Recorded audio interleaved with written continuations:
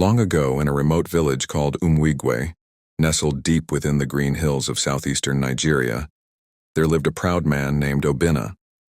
He was tall, muscular, and respected by many not for his kindness but for his commanding presence. His voice was thunderous and his words were often harsh, especially towards his wife, Adaeze.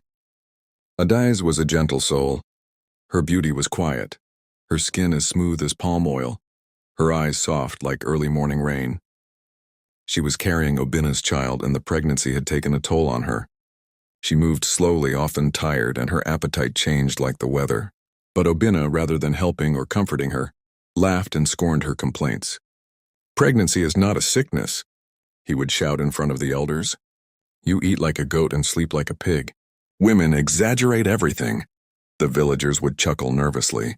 Some shook their heads in silence. The elderly women, keepers of the village wisdom, whispered among themselves, but none dared to confront Obinna directly. He was feared, and he knew it. One rainy evening, as Adaeze struggled to carry water from the stream, Obinna walked by dry and clean. "If you can carry a baby, you can carry a pot of water," he barked, refusing to help. Tears rolled down Adaeze's cheeks.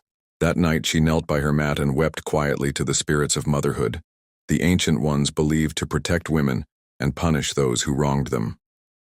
"O great mothers of the land," she whispered, "if there is justice, let Obinna understand a woman's pain." The next morning something strange happened. Obinna woke up sweating. His stomach churned like fire, and when he sat up, he noticed a strange bulge below his ribs. Thinking he had eaten something bad, he rushed outside, only for the villagers to gasp. His belly had grown, swollen and round. "You look like Adaeze," one boy screamed, laughing. "Did you swallow a calabash?" another joked. But as the days passed, the swelling grew. His walk changed, he was out of breath. His cravings became strange. He wanted bitter cola dipped in palm oil and roasted snails at midnight. Adaeze watched silently, never saying a word. Soon he began feeling kicks from inside. Obinna screamed one night when he felt a sharp pain shoot down his back. His voice echoed through the hills. He visited every herbalist in Umwigwe. They examined him, shook their heads, and said only one thing: "You are carrying a child." The news spread like wildfire. "Obinna is pregnant." The villagers who once feared him now pointed and whispered. Some laughed, others stayed away. The elders called a secret meeting, disturbed by this unnatural event.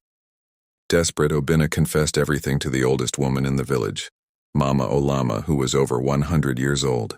Her hut smelled of dried herbs and smoke. Her eyes were white with blindness, but her spirit saw clearly. He knelt before her, crying, "Help me, Mama. I mocked my wife and now I suffer." Mama Olama placed her wrinkled hand on his forehead and said softly, "The mothers heard your cruelty. They wanted you to carry the weight of your mockery. Now you know. What can I do?" He begged. "I will die." She nodded slowly. "There is only one way. You must go to the forest of wombs where no man has ever gone and beg the mothers for mercy. But be warned, many enter, few return." With no choice, Obinna began the journey. He walked for hours through thick bushes, attacked by insects, scratched by thorns and haunted by voices. At dusk, he reached a glowing clearing filled with mist. In the center stood 3 women draped in red cloth, their faces hidden. They were the mothers of the forest. "You wore arrogance like a crown," they said in unison. "Now you wear the burden of creation." Obinna fell to his knees, sobbing. "I have learned my lesson. Forgive me, let me be free." They stood still.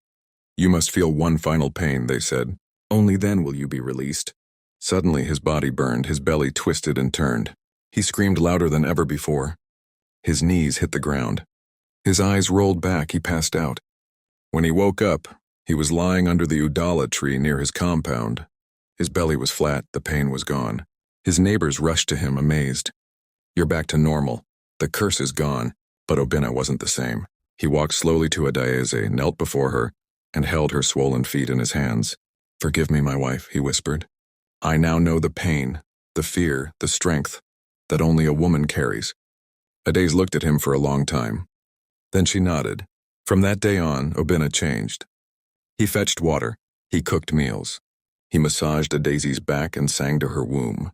And when the baby was born, a healthy boy, he cried louder than the baby, holding the child like a fragile egg. The villagers never mocked again. Obinna became a lesson passed down through generations.